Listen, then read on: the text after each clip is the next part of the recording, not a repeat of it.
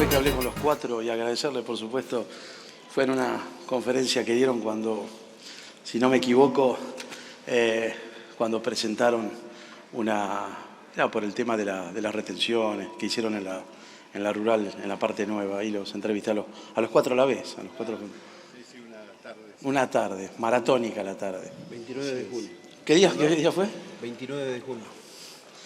Quiero agradecerle al señor Carlos Sachetoni, titular de la Federación Agraria Argentina, a Jorge Chemes, el presidente de las Confederaciones Agrarias Argentinas, al señor Gianni Soto, presidente de Coninagro, y a Nicolás Pino, el presidente de la Asociación Argentina, por esta posibilidad de conversar con ellos en una situación donde se acaba de salir de una resolución, vamos al presente, ¿no? Una resolución del Banco Central de un dólar soja a 200, que arrancó un día 5, que fue lunes, y finalizó el último viernes 30, que hasta el día de ayer había todavía algunos poroteos para saber cuánto era el número final.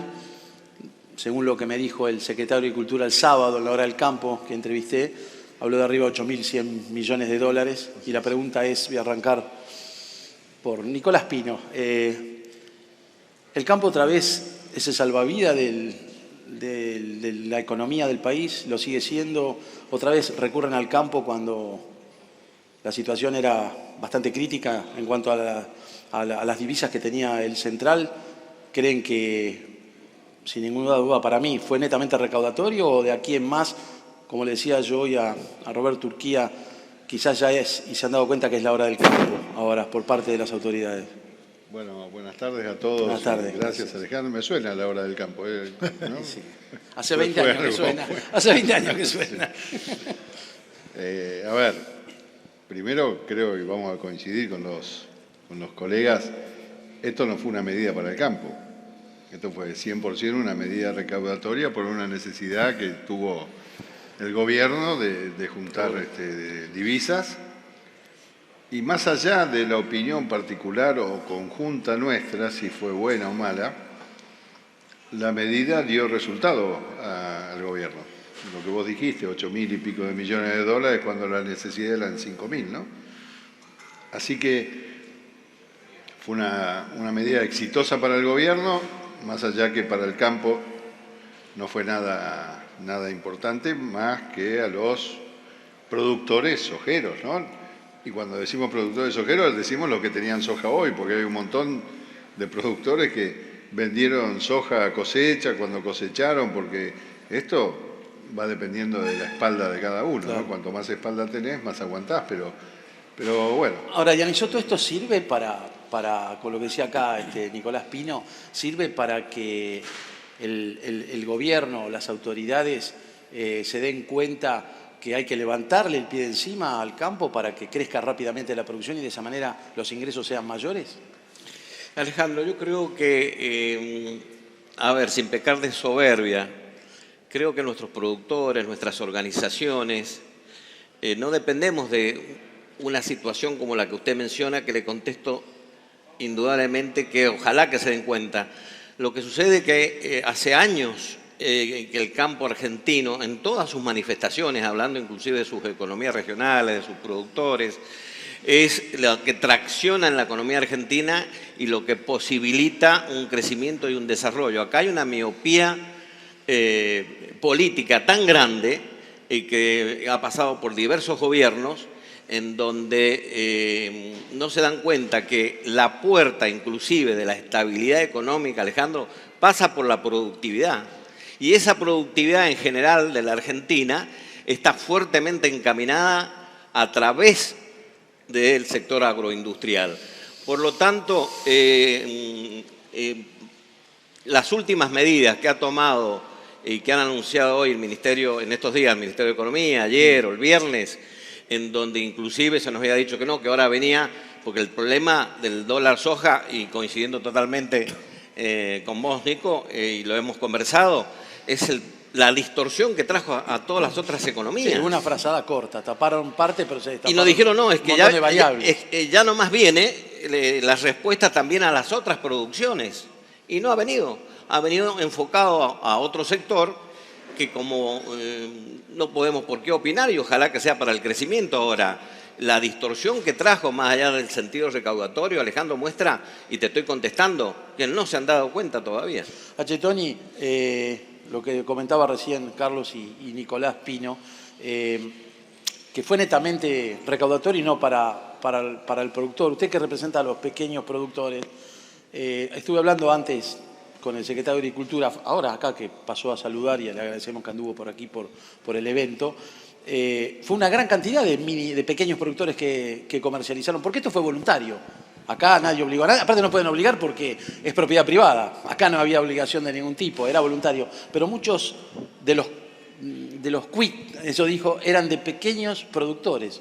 ¿Sirvió esto entonces? Obviamente que más allá de una medida recaudatoria tenía una zanahoria para que todos liquidaran. ¿Se escucha bien ahí, por favor? Gracias. Y sí, se escucha bien. Sí, sí.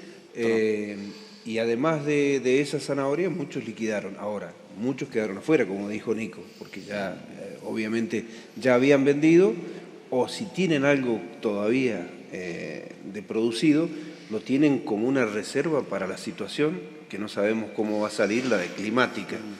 Ahora, en todo esto, en la medida que viene ahora para el maíz y el productor de soja, el rango está bien. Ahora, que el que haya vendido un poco de soja porque lo tuvo que vender para pagar los alquileres, entre en las generales de la ley y lo dejen afuera, está mal. Bueno, dijeron que va a haber un pequeño resarcimiento, un reacomodamiento, Sí, para sí, eso que sí, vendieron ese anterior Chemes, es así, ¿no? Claro, claro. Y eso es lo que decía Yanis Soto, que todavía nada. Claro. Eso es lo que se refería Ahora, usted. espero que esta medida, de lo que no aprendieron nada que dice Carlos, sí empiecen a reflexionar qué es lo que el campo necesita, que le den condiciones, no solo a la soja, al conjunto, y no solo de la producción, sino al conjunto de las actividades del país, si es que lo queremos encaminar en otra situación. Jorge, ¿y ahora qué después, este primer día de octubre? Porque hay 14 millones de toneladas que ya no están. Y también decían en una de las mesas muy interesante, conversaban acá, ¿cuáles son los destinos de los 8.000 y pico de millones de dólares que entraron al Banco Central? ¿Qué pasa de aquí en más? Porque esos 14 millones ya no están más. Bueno, esa es la preocupación que de alguna manera se presenta hacia adelante. Es como haber tomado recursos anticipados, si le podemos llamar así. Ahora, ¿con qué se va a cubrir el grano que no va a estar en el momento que tendría que estar, que estamos hablando de fin de año, de diciembre, enero, febrero? ¿Qué significa esto? Una preocupación más porque vamos a ser realistas. El clima no está ayudando. No. Vamos a tener seguramente una cosecha de trigo muy comprometida, con perspectivas de la entrada de una cosecha gruesa también comprometida por la falta de lluvia. Y esto de alguna manera, si lo traducimos en criollo, es haber gastado anticipado, a cuenta, exactamente. Esto es como cuando uno utiliza el descubierto de la cuenta corriente en el banco sin saber si vamos a tener asegurado un ingreso para poder cubrirlo. Y esto es lo que realmente preocupa. Y preocupa sobre todo porque esta medida de la que estamos hablando termina siendo un parche, termina siendo una medida momentánea, pero no se termina atacando los problemas estructurales, que son la falta de políticas de Estado, la falta de políticas que genere un horizonte claro para que realmente haya un aumento de la producción, un aumento de la inversión. Y es lo que realmente nosotros reclamamos y que de alguna manera la gente está cansada de escuchar de que todos los días repetimos los mismos reclamos. Repetimos los mismos reclamos porque se siguen cometiendo los mismos errores. Esa es la realidad. Nicolás, todos sabemos, bueno, los que estamos en este tema y los que no lo pueden por los distintos medios, conocerlo, la situación de los productores trigueros. Está bien, acá no tiene nada que ver las políticas porque es el tema del clima, lo que decía Jorge recién, la falta de agua, pero ojo con la falta, hablando de faltantes, que pueden faltar entre 2 y 3.000 millones de dólares en 4, 5, 6 meses por esta situación de los 16 millones que teóricamente se van a cosechar de contra 21 o 22 que habían proyectado. ¿Qué pasa? ¿Y quién acompaña esa inversión que hizo la gente del campo y que solamente porque el Banco Central no tenía dinero tiraron esta ficha? Mirá, lo que tenemos la tranquilidad nosotros, más que decir qué va a pasar para adelante, que no somos sabios ninguno de nosotros, creo que todos tenemos la tranquilidad que alertamos de esta situación allá por el mes de abril, mayo. ¿Se acuerdan cuando el faltante de gasoil se sumó Sí. faltante de fertilizante, aumento de costos? Y ahí dijimos, guarda, que en un mundo que está demandando lo que nosotros hacemos bien, una de las cosas es el trigo, el productor no va a poder sembrar. Y pasó. Se juntó un grave problema de clima, que si vos te vas al sudoeste bonaerense, gracias a Dios ellos no lo tienen. Hoy tuvimos el fin de semana en Bahía Blanca, en toda esa zona, y los trigos están espectaculares, pero Argentina tiene la capacidad de leer las cosas mal. Cuando digo Argentina no digo los productores, sino la situación en que te llevan los gobiernos. Cuando más teníamos que sembrar, cuando más el Estado tenía que decirle a los productores, señores, ¿qué necesitan para sembrar más? Porque además los mercados internacionales requerían. Exacto, por eso el China, mundo... Rusia y Ucrania. Vale, el mundo, esa guerra ridícula que plantean estos señores rusos a grandes productores de trigo como Ucrania, nos abría una puerta espectacular. Y no, somos campeones en poner trabas. Por ahí anda dando vuelta una idea de, no sé si la palabra cabe, renegociar o replantear los cupos que se habían acordado de exportación de trigo. ¿Quién me lo puede contestar eso? Porque hay un rumor por ahí, porque si acá con 7, 8 millones alcanza para el consumo interno de trigo, y hay 16, y hay convenios o hay ya cupos otorgados, ¿qué pasa? ¿Puede haber algo de eso o sería sería una catástrofe en la credibilidad de un país? De inicio yo la respuesta para los muchachos. Mira, es muy posible. Y es muy posible que también que esos cupos los establezcan unilateralmente, como han hecho normalmente hasta ahora, sin la consulta de los datos, de la información, sin esta predisposición que tiene que tener el Estado a alentar a la inversión. Entonces, el tema de los cupos, concretamente en el tema trigo, el gran peligro es que sea fijado en forma demagógica, política, en la búsqueda del bien recaudatorio del Estado y no del bien de la gente ni de los productores. Esta es una realidad que vivimos a diario y esto es lo que justamente nosotros proponemos, una mirada diferente, la mirada a alentar a la producción y no fijado en el cupo, en las etapas de frenar para las arancelarias. Hoy día, dos minutos más. Fideicomiso. Hoy día tuvimos reunión de consejo en Coninagro y bueno, informaron las economías regionales y un dato, la mayoría de las economías regionales han entrado en una etapa de descenso en el consumo. Vos sabés que Coninagro llega a la góndola. Sí, claro. Problemas en el consumo en el vino, problemas en el consumo en el tabaco, ni hablar en lo que la cobra carne. el productor primario y lo que vale la cosa. Entonces acá hay en la toda góndola. una situación de parálisis de la economía y si le sumás esto el cupo y demás, y estamos errados, estamos frenando y esto se está agravando. Achetoni. El problema de los volúmenes de equilibrio y de todo eso, que en definitiva lo que se termina afectando es la potencialidad del productor, porque al que le desconectan el precio es el productor primario y al que le dan la posibilidad de que cuando el volumen o el antojo de turno habilita, al que le dan los beneficios es el sector exportador. Estaba mirando un número que le hice una nota el otro día a un productor de Formosa, productor de bananas. Tienen 10 hectáreas como máximo, 6, 4, alguna hectárea. Y me contaba que la caja de 25 kilos de bananas se la pagaban 300 pesos. Claro. Y uno va a comprar y vale 100 mangos, 120. Yo tengo los términos del mercado, ¿no? Hablo de mangos, perdón. 120, 130 pesos una banana. O sea, hay una distorsión tremenda y ese hombre queda... Aparte las condiciones de vida que viven, la falta de calidad, no hay infraestructura de caminos, no hay conectividad, no hay energía. La verdad que duele mucho. 1050, 1300 kilómetros de la capital federal, las realidades y por qué quejarse son totalmente distintas. Estaba observando que ahora se está tratando en el tema del presupuesto 2023, que en el 2020, es un tema ríspido en el 2022 no se aprobó y no entró el tema de las retenciones, que mientras no salga aprobado en un presupuesto son anticonstitucionales. Ustedes como sociedad rural presentaron un recurso en su momento, que fue avalado por la justicia, Pero ahora aparentemente ustedes sacaron un comunicado ayer, creo, a última hora, porque podría hasta el 2023 haber alguna modificación en aquella que permita, pero tendría que pasar por el Congreso todo eso. ¿Cómo es? Yo creo que definitivamente tiene que pasar por el Congreso. Así es. No hay ninguna duda de que en estos momentos las retenciones son anticonstitucionales. Una vez caído el presupuesto del 2021, está clarísimo. Por eso creo que la acción judicial que está llevando adelante o que están llevando adelante los productores es totalmente genuina.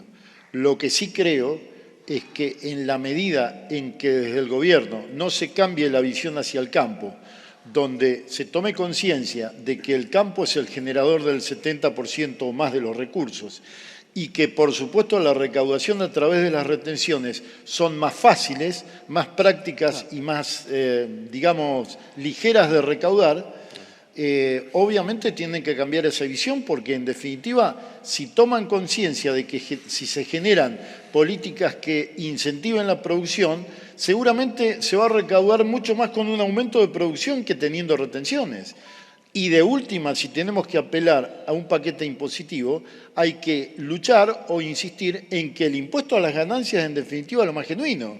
Es más representativo, el que más produce o el que más gana más paga y viceversa. Eso es lo que creo que hay que atacar de raíz para cambiar esta visión que digo, para por lo menos mostrar un horizonte claro. Nicolás, en base a lo que ustedes presentaron, ustedes fueron los que tomaron la iniciativa de presentar el recurso, lo hicieron en Córdoba ustedes. Lo hicimos en Córdoba, lo hicimos con la Sociedad Rural de Jesús María, justamente para mostrar que eso no se presenta en Capital Federal, sino la en la Argentina productiva. Exactamente, y Córdoba es como todos sabemos, una provincia muy productiva y ahí fue. Y sumando a lo que decía Jorge, saco un segundo, por favor. Es un momento ideal para que cada cual haga lo que tiene que hacer, ¿no? Decíamos ayer en el comunicado. Y es un momento ideal para que el Poder Legislativo... Cada cual de los poderes. Exactamente. Ahora el Poder Legislativo tiene que levantar la mano, discutir el presupuesto. Es medio feo que un país esté sin presupuesto, pero también es el momento que el Poder Legislativo tiene que levantar la mano y decir, señores, ¿quieren presupuesto? Este tema, el tema derecho de exportación, pásenlo al Congreso y es ahí donde hay que discutirlo. Después hablamos del presupuesto, pero eso, los legisladores, es el momento de ellos ahora, que es donde tienen que mostrar. ¿Y qué piensan los legisladores en relación a este tema? Le pregunto a cualquiera de los cuatro, ¿qué piensan en relación a las retenciones? Yo paso, no sé. Yo estuve haciendo un sondeo principalmente por este pequeño párrafo que modifica todo, donde piden facultades delegadas nuevamente. Hasta el 2023 inclusive. Claro, 2023. Y estuve haciendo un sondeo, nadie acompaña eso, pero también estuve haciendo el otro sondeo. Bueno, ¿cuándo vamos a ir hacia la salida de las retenciones? Porque ese es el camino que hay que buscar.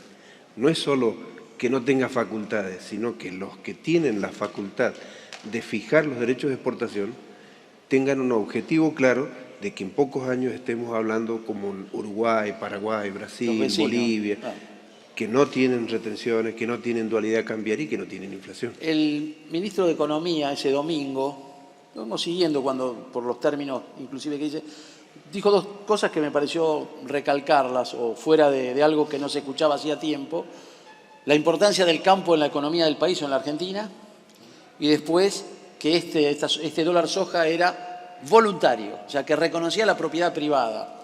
Usted lo recibió en su entidad al ministro Massa.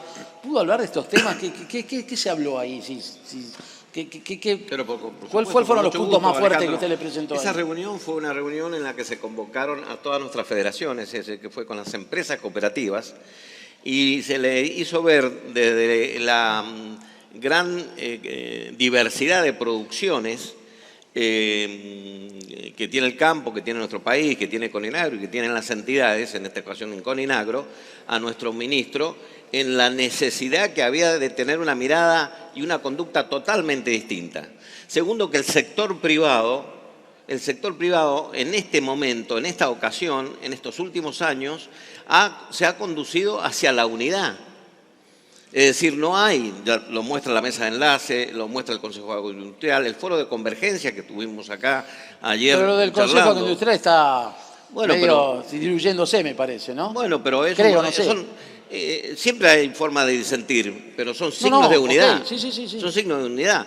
Y bueno, se le mostró a Massa que justamente era la baja de impuestos el tema fundamental y no un dólar soja, que no creí que más allá de las circunstancias, lo más apropiado es bajar retenciones, buscar otra alternativa, como decía Carlos, y darles a las economías regionales todo el tema de retenciones, de reintegro, una salida que el mundo está esperando y que nuestros productores hoy día están atados. No debe ser fácil ser dirigente de una entidad del campo donde nuclean a cientos y miles, pero esta le cabe, me parece, tanto a la rural como a ACRA. Yo entrevisté hace poco al presidente de una rural de Rojas, donde fue fuerte en las declaraciones con respecto al dólar soja y también de alguna manera dijo que no estaba muy de acuerdo con la forma de llevar adelante las entidades hacia sus representados. ¿Ustedes charlan con ellos, conversan, se comunican? Porque esa entidad pertenece a CRA seguramente, ¿no? O bueno, ustedes están por la rural o CRA, porque era de la rural. Por supuesto que tenemos ¿La escuchaste la nota? Sí, sí, la escuché perfectamente y por supuesto son sociedades rurales que pertenecen a CRA, nuestra entidad. Tenemos muy buena comunicación, sin ninguna duda. Creo que si hay algo democrático son nuestras entidades porque escuchamos a todas nuestras bases lo que quieran decir. La realidad es que, y esto no es para que se ofenda a nadie, nosotros ejecutamos los mandatos de la mayoría. De las bases. De las bases. Nosotros respondemos a las mayorías y si las acciones nuestras que estamos llevando adelante son justamente la respuesta a los pedidos. Y evidentemente los que se quejan de nuestro accionar no son un número importante porque si no se estaría demostrando en el accionar nuestro. Entonces, la realidad es que, por supuesto que hay gente que puede disentir, no todo el mundo tiene por qué estar de acuerdo con lo que estamos haciendo, pero nosotros tenemos que ser respetuosos de responder a lo que la mayoría de nuestras entidades nos piden. Y lo que estamos haciendo es la mayoría. No, para eso fueron también elegidos o electos. Exactamente. Para peticionar a las autoridades. Ustedes, por ejemplo, también la rural, lo mismo. Lo que pasa es que a veces la gente, o hay mucha gente que equivocadamente piensa que lo que él piensa es la verdad y es lo que hay que llevar adelante. Entonces hay que mirar el universo que existe alrededor de nuestras entidades para poder entender el porqué de lo que estamos haciendo. Nicolás. Mira, yo creo que estamos en un... No nosotros, el campo. La Argentina está en un nivel ya tan complicado, tan jodido. Estamos saturados, ¿no? Exactamente. Entonces ya no es importante quién hace las cosas, sino que las cosas se hagan. Si el señor de la Rural de Rojas cree que suma algo que venga en la discusión, está todo bárbaro. Y capaz que tiene razón y a nosotros... Perdón. No sé si puedo decir esto. Porque deben tener, no nos también importa deben tener quién gente haga. que no está de acuerdo con ustedes. No tenemos ese problema, Alejandro. No, yo porque le transmito la nota creo que que no tenemos más derecho a demorarnos en esas misceláneas y si no tenemos que empezar a trabajar para que las cosas realmente sucedan. ¿Creen ustedes, y ya vamos a ir concluyendo agradeciéndole, que tendrían que volcarse más a la gente en temas generales, a la gente, no a un público especializado o un periodismo especializado, hacer un poco más de docencia en medios masivos para que... No hablarle al gobierno no hay que hablar, el gobierno no escucha, no le importa, no le interesa, de alguna forma sabe dónde le aprieta el zapato al productor y todo eso, pero ¿no creen ustedes que tendrían que hacer un poco más de, no sé si un mea culpa, pero volcarse más a un público masivo? Mira, yo... No sé si va a la pregunta. Sí, no, y entiendo perfectamente tu pregunta, y yo soy, te diría que un fanático, y hace mucho tiempo que vengo diciendo que si el campo tiene una materia pendiente es la mejoría en la comunicación. No hay ninguna duda que hay que llegar, porque el productor o la gente de nuestro sector ya sabe lo que necesita, ya sabe lo que pasa. Es importante que eso trascienda y lo entienda la generalidad del país. Obviamente nosotros no somos especialistas en comunicación y seguramente nunca le hemos terminado de poner el énfasis necesario de lo que la sociedad en la Argentina necesita. Obviamente que eso hay que lograrlo, pero sí hay que entender de que a veces las entidades no tenemos los suficientes recursos y herramientas para llegar a eso que necesitamos. ¿No tendría que haber uno, Nico, a lo mejor uno para todos? Dice gente, la gente lo dice, como tiene, por ejemplo, los polleros, uno para todas las entidades. Digo, a lo mejor que no tenga que ver con ustedes.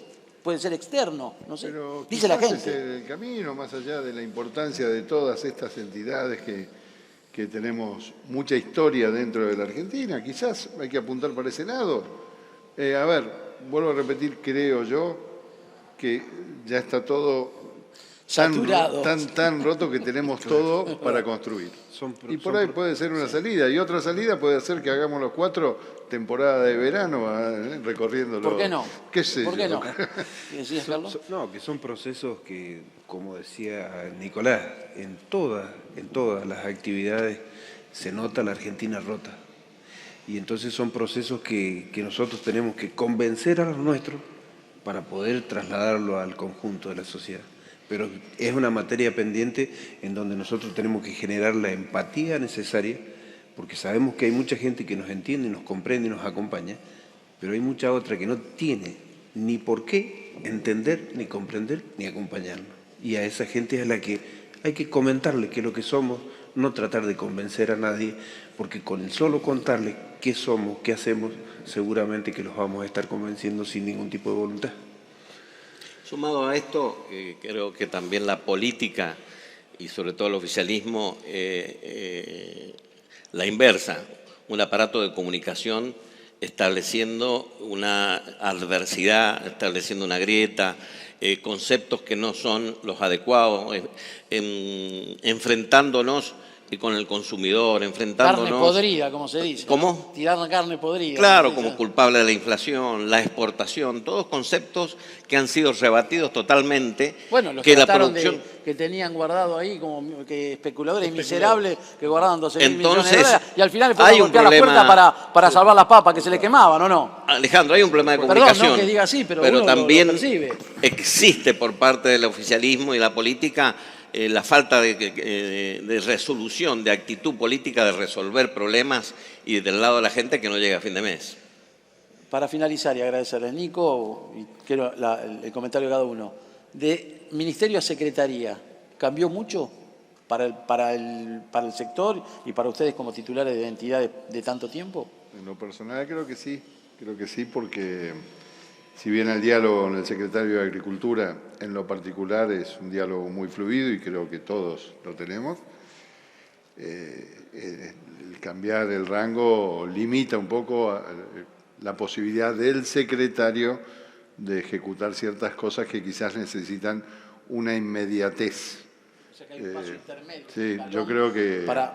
Tiene un techo, eso es lo que me quiere Creo decir. no, estoy convencido Ah. que el sector agropecuario, el sector del campo en la Argentina, merece, no me cabe duda, tener un ministro de Agricultura. Por la importancia del sector. Por supuesto. Pero creo que el ministro de Economía está ajustándose a lo que le diga el secretario de Agricultura. Me parece a mí, veo de afuera. Sí, hay buena. También hay que tener en cuenta que, como dijo usted, nos fueron a golpear la puerta, entonces la intencionalidad que tiene el ministro es consecuencia de la necesidad que tienen. Y nos atienden de una manera de acuerdo a la necesidad que tienen. Pero ustedes le jugaron cartas sin marcar, porque voluntariamente vendieron. Porque yo escuché por ahí, dijeron, vienen al pie, tenemos una sartén por el mango, vale 500 pagos la tonelada de soja, si no, dejala ahí. Es libre. Por supuesto. Por supuesto. Por eso no hay que... El campo otra vez no hay que, se tampoco, portó no hay como que, siempre lo hizo. Como siempre, ¿no? Pero poniendo. es que es lo que pensamos siempre. Producimos para vender y para seguir produciendo. no hay que minimizar la capacidad y la inteligencia del productor agropecuario.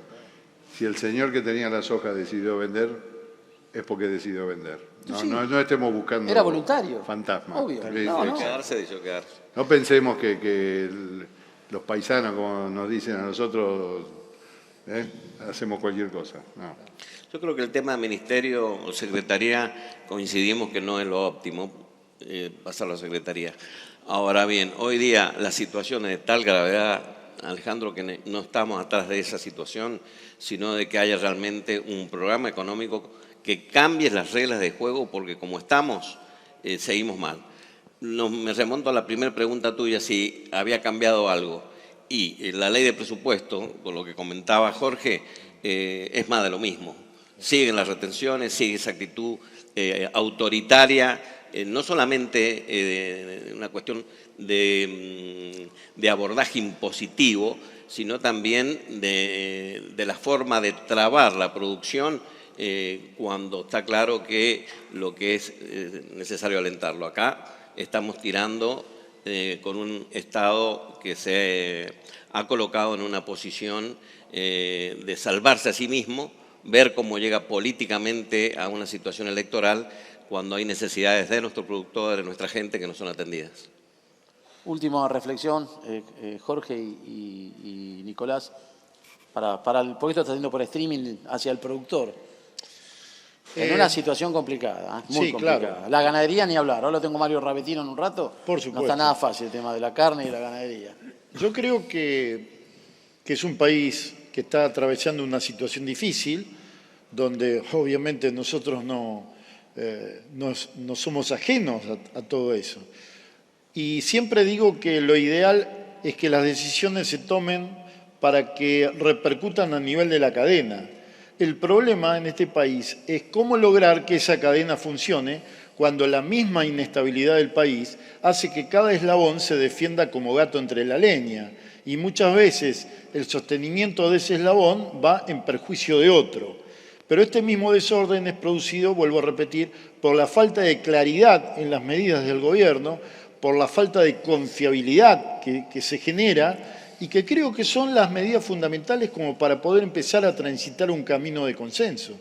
Si no hay confiabilidad y no hay reglas claras, va a ser muy difícil poder ordenar esto. Hoy decía algo, Nicolás, en el almuerzo, decías de reglas claras, largo plazo, confianza, credibilidad, pasa por ahí.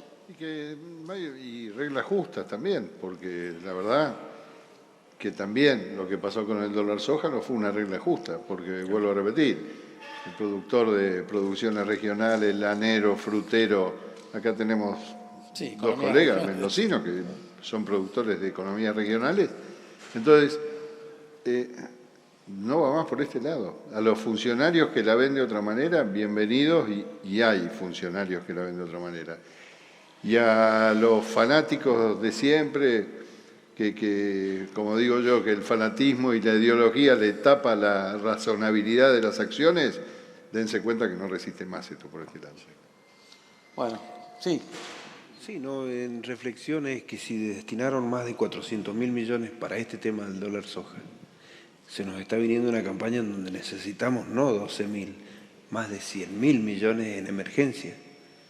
Sería bueno que también lo hubiesen puesto en el presupuesto. Y creo que están viviendo en Disneylandia, no están viendo la realidad climática que tiene la Argentina. Y ni hablar de hacer un atisbo, de ir hablando de un seguro multirriesgo que es el que le daría las garantías de inversión al productor. Buena frase, Alejandro. La productividad es la puerta a la estabilidad. Este flagelo que tenemos, la inflación, no es apostando a producir menos, es apostando a producir más. Y, por supuesto, el Estado que tiene que ajustarse en sus gastos. Bueno, producir más y exportar lo que quiere el señor presidente es con reglas claras y con temas acorde a lo que le necesita el productor para incrementar la producción. Bajar la carga impositiva, por ejemplo. Totalmente. Claro, pero hay que gastar menos. Hay que decirle a mucha gente que tiene que trabajar. Sí. Si no gastas menos, no se va a lucir mucho. Bueno, quiero agradecerles a los titulares de la mesa de enlace y a ustedes también la amabilidad de escucharlos. Gracias, Nicolás Pino, gracias, Jorge Cheme, gracias, Carlos Giannisotto, gracias. Gracias, Carlos. Muchas gracias. Muchas gracias.